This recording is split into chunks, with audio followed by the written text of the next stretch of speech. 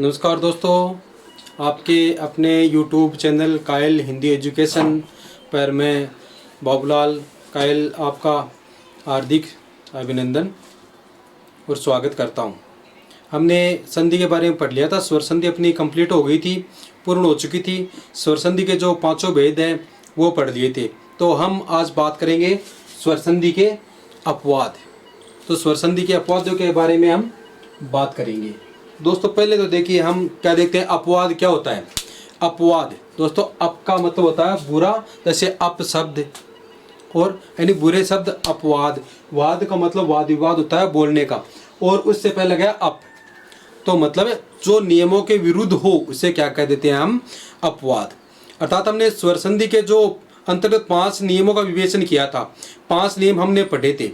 तो उनमें से होता है जब किसी संधि विशेष के नियम से सांकेतिक कार्य उस नियम से न होकर अन्य किसी नियम से हो तो ऐसे शब्द अपवाद के अंतर्गत आते हैं। अर्थात हमने 5 नियम पढ़े, 5 संधियां पढ़ी है स्वर संधि के भेदों में, तो उन नियमों के अंतर्गत न होकर और वो दूसरे नियमों में चली जाती है तो उस नियम को वो तोड़ देती है, तो वो क्या कहलाते हैं, अपवाद कहलाते हैं। तो देखिए मैं यहाँ पर स्वर संधि के जितने भी वो सारे के सारे अपवाद हैं वो यहाँ पर शामिल कर रहा हूँ। तो देखिए पहला अपना प्रोढ़, ये आपने भी कई बार शब्द पढ़ा होगा। प्रोढ़ किस संधि का अपवाद है? ये दोस्तों गुण संधि के अपवाद है, क्योंकि गुण संधि में बताया था मैंने आपको ए ओ अर, ये होता है ए ओ अर होता है, तो ओ की मात्रा आती है या फिर ए की मात्रा आती है। तो प्रोढ़ ऐसे लिखा जाना चाहिए, लेकिन लिखा कैसे जा रहा है, ऐसे। तो ये क्या हो गया, अपवाद हो गया। देखिए कैसे, प्रोढ़ का संधि विशेषता प्र प्लस ऊढ़, प्र प्लस ऊढ़। और हमने बात क्या की थी कि गुण संधि में प्र में से ये प अलंत प्लस र अलंत प्लस ये ए मिल गया, रे में रह पूरा हो गया, प्लस ऊ इसमें मिला देंगे और ड ऐसा कैसा रह जाएगा। ए और ऊ को मिलाकर हमने क्या बात की थी, क्या बनना चाहिए, ओ बनना चाहिए। लेकिन बन क्या रहा है, यहाँ पर बन क्या रहा है, औ। तो कौन सी संधि होनी चाहिए, गुण, लेकिन बन क्या रहा है, औ। कौन सी में जा रही है, देखिए आप वृद्धि संधि में जा रही है। तो दोस्तों क्या हो गया, देखिए यहाँ पर होना चाहिए क्या, ओ, और हो रहा क्या है, औ हो रहा है। तो ये गुण संधि का अपवाद है और वृद्धि संधि में मान्य है ये। तो क्या हो गया, इसका प्र प्लस से ऊढ़ होता है। अब देखिए इसी तरह से प्रोढ़ा, ये एक ही चीज है। यहाँ पर प्र ओ ओढ़ा, ये आ की मात्रा लग जाएगी और यहाँ पर ई की मात्रा लग जाएगी। जैसे देखिए प्र प्लस से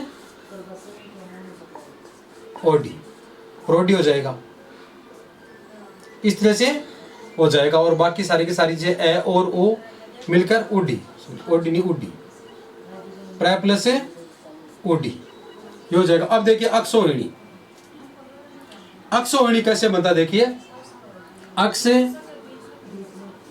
प्लस से उहिनी, अक्ष प्लस से उहिनी बनता है इसका। दोस्तों देखिए अक्षोहिणी कैसे बना, अक्ष प्लस से उहिनी ए। अब देखिए ए प्लस से स का क्या लिखते हैं हम, क अलंत प्लस स अलंत प्लस क्या हो गया, ए। अब देखिए फिर आता है ऊ, बस हिनी तो रह जाएगा अपने आप, ये कैसा हिनी तो ऐसा कैसा रह गया। अपने को संधि कहाँ पर करनी है, यहाँ पर। तो वो क्या हो गया, ए और ऊ मिलकर होना क्या चाहिए, ओ, अर्थात गुण संधि में होना चाहिए, लेकिन हो क्या रहा है, औ हो रहा है। तो क्या हो गया, गुण संधि का तो यह हो गया अपवाद। मैं लिख देता हूं यहाँ पर गुण संधि का अपवाद। ये सभी एक साथ में है वैसे तो, गुण संधि के अपवाद, गुण संधि के अपवाद हो कौन सी, इसमें वृद्धि संधि, वृद्धि की संधि के उदाहरण मान लीजिए आप, वृद्धि संधि के उदाहरण और गुण संधि के अपवाद। क्या होता है दोस्तों, यहाँ पर आप देख लिए, यहाँ पर मैंने लिखा हिनी, यहाँ पर भी लिखा हिनी, लेकिन यहाँ पर क्या हो गया, अणी हो गया। अणी कैसे हो गया, देखिए दोस्तों इसका एक नियम है, व्यंजन संधि में पढ़ेंगे कि अगर यहाँ पर नी न हो और न से पहले अगर जैसे स आ जाए या फिर र आ जाए या फिर री आ जाए, ये शब्द अगर न से पहले आएंगे तो क्या हो जाएगा, न का अण बन जाएगा। जैसे राम प्लस अयन रे आ रहा तो क्या बन गया, इसका अण बन जाता है। इस नियम का विस्तृत अध्ययन हम आगे करेंगे। तो अक्षोहिणी क्या होती है दोस्तों, अक्षोहिणी थी एक सेना, जो महाभारत का युद्ध हुआ था उस समय की बात है, कौरव पांडवों की, उस समय क्या होती थी, अक्षोहिणी नाम की एक सेना होती थी। अक्षोहिणी एक सेना होती थी जिसमें क्या होता था, 21,870 कितने, 21,870 हस्ती यानी हाथी, और 21,870 क्या होते थे, रथ। क्या होते थे, 21,870 हस्ती। हस्ती दोस्तों कहते हैं हाथी को। और इतने क्या होते थे, 21,870 क्या होते थे, घोड़े।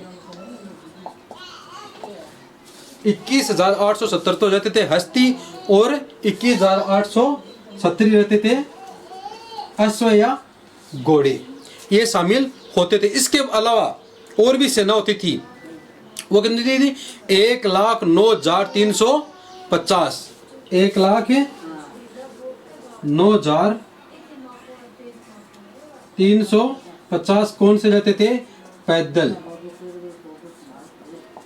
सैनिक। पैदल सैनिक होते थे कितने, 1,09,350 पैदल सैनिक होते थे। उसे क्या कहते हैं हम, अक्षोहिणी सेना कहते हैं, अक्षोहिणी सेना के नाम से पुकारते हैं। तो दोस्तों इतनी बात आपके समझ में आ गई होगी। तो अगला देखिए शब्द किस तरह से, इनको देखिए आप इनको याद ही कर लेना वैसे कि इनका ये शब्द होता है, और इनको देख लेना आपकी गुण संधि के ये अपवाद। स्वेर, स्वेर शब्द दोस्तों कैसे, स्वेर प्लस ईर, स्वेर, स्वेर प्लस ईर, स्वेर। अब देखिए हमने यहाँ पर क्या किया था, सही इसको हलन कर देते हैं, कोई दिक्कत नहीं, प्लस वह को हलन कर दिया और वह में से ए निकाल लिया, फिर आता क्या है, ई प्लस क्या हो गया, री बच गया।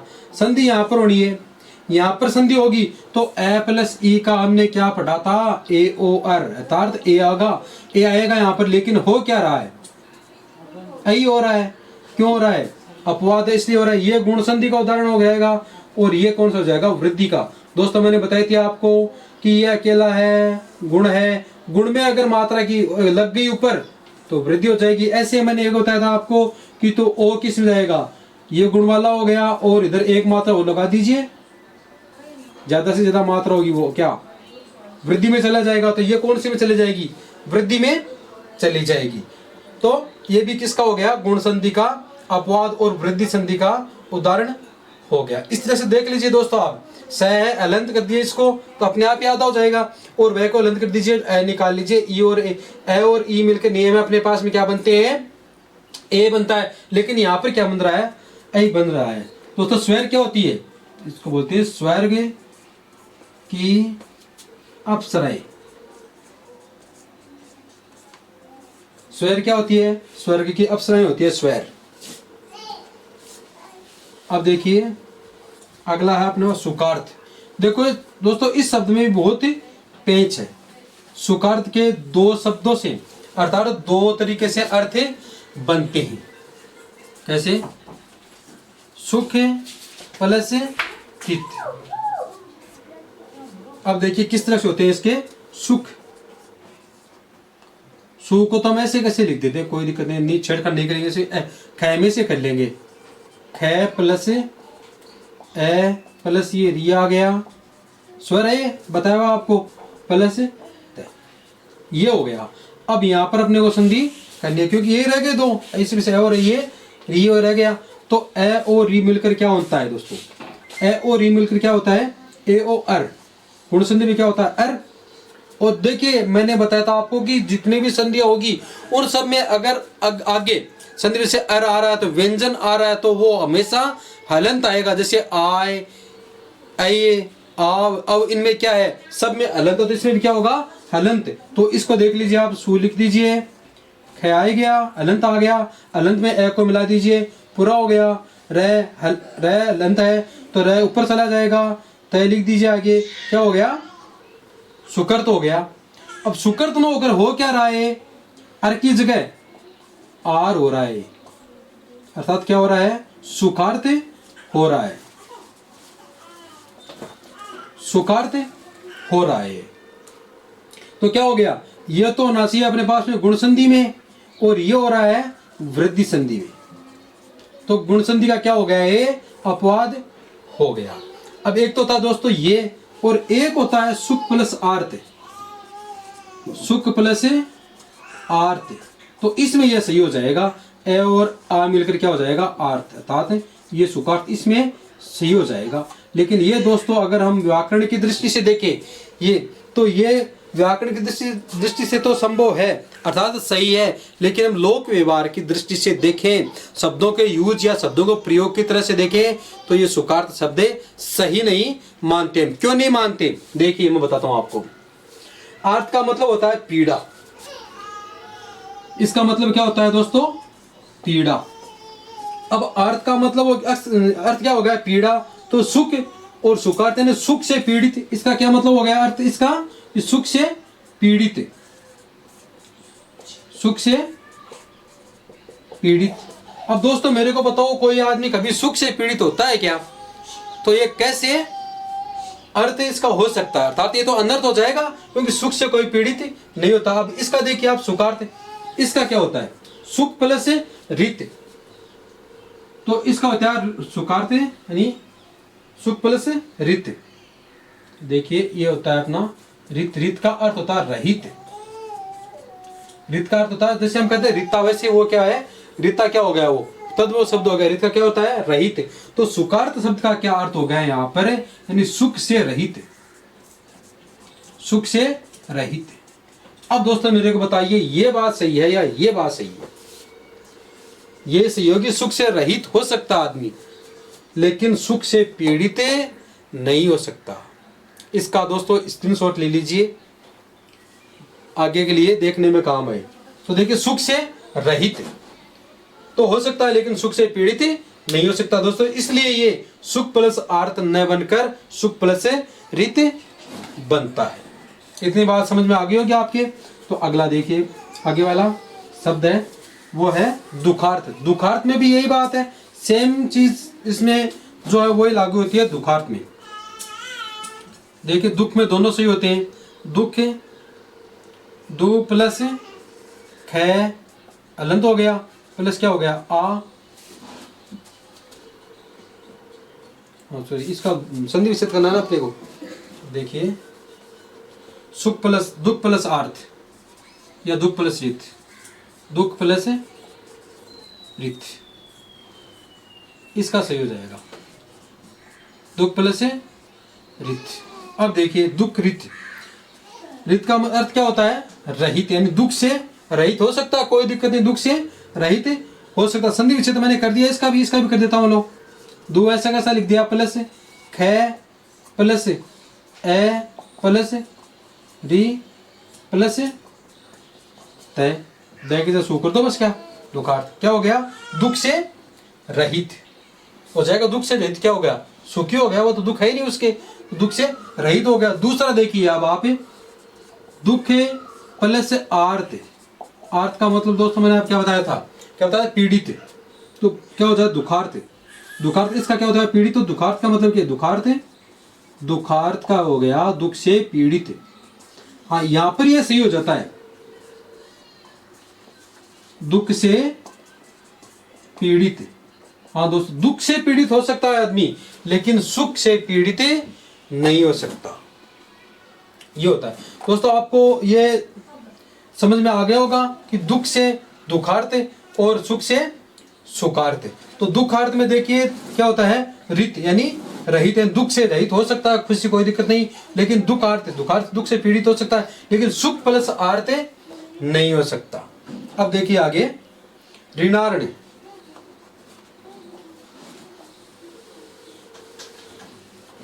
ऋणार्ण क्या होता है, ऋण प्लस ऋण, अब देखिए दोस्तों, यहाँ पर देखिए ऋण प्लस ऋण, तो ये री को लिख देते हैं हम प्लस, अणय को अनंत कर देते हैं प्लस, इसमें ए निकाल लेते हैं, फिर क्या हो गया प्लस, फिर ये आ गया री प्लस क्या हो जाएगा, फिर अणय लिख देते हैं। ये भी स्वर, ये भी स्वर, क्या हो गया, ए और री मिलकर क्या बनता है, अर। तो क्या होना चाहिए, ये री लिख दिया हमने, ये और ये अणय लिख दिया, अणय में इसको ए को मिला दो, ए पूरा हो गया, रह है, रह को ऊपर ले जाओ और बच गया क्या, अणय। क्या होगा, ऋण, ये अणय होगा, जबकि हो क्या रहा है, ऋणार्ण। ये गुण संधि में तो अपने ये होता ऋण, लेकिन ये क्या हो रहा है इसमें, ऋणार्ण, ऋणार्ण हो रहा है। तो ये किस में हो गया, वृद्धि में, वृद्धि संधि में क्या हो गया, ऋणार्ण हो गया। तो ये क्या हो गया, इसका गुण संधि का अपवाद हो गया और वृद्धि संधि का उदाहरण हो गया दोस्तों। अब आगे देखिए कौन सा है शब्द, कमलार्ण, कंबल प्लस कंबल प्लस ऋण। अब देखिए कंबल में से, इसमें से ए निकालो और ये री मिल गया अपने को, ए निकाल लिया प्लस री मिल गया यहाँ पर, तो क्या हो गया दोस्तों, बता रखा आपको, अर। क्या हो जाएगा, अर हो गया। अब इसको इसके पास में चिपका दीजिए, कंबल, ये रैप, ये हलंत है, ए निकल का दलन, वापस ए को जोड़ देते हैं, हो गया, रे ऊपर चला जाएगा और क्या बच गया, अण, कंबलर्ण हो गया। ये क्या हो जाएगा, कंबलर्ण, जबकि अपने को क्या बताया गया, कमलार्ण। तो क्या हो गया, ये गुण संधि में तो ये होता है और वृद्धि संधि में कमलार्ण। तो दोस्तों ये थे सारे के सारे गुण संधि के अपवाद, लेकिन किस में चले गए, ये वृद्धि संधि में चले गए। तो आज के लिए दोस्तों इतना ही, फिर आगे के लिए और लेके आऊंगा अपवाद अगले वीडियो में। तब तक के लिए इजाजत दीजिए, जय हिंद दोस्तों।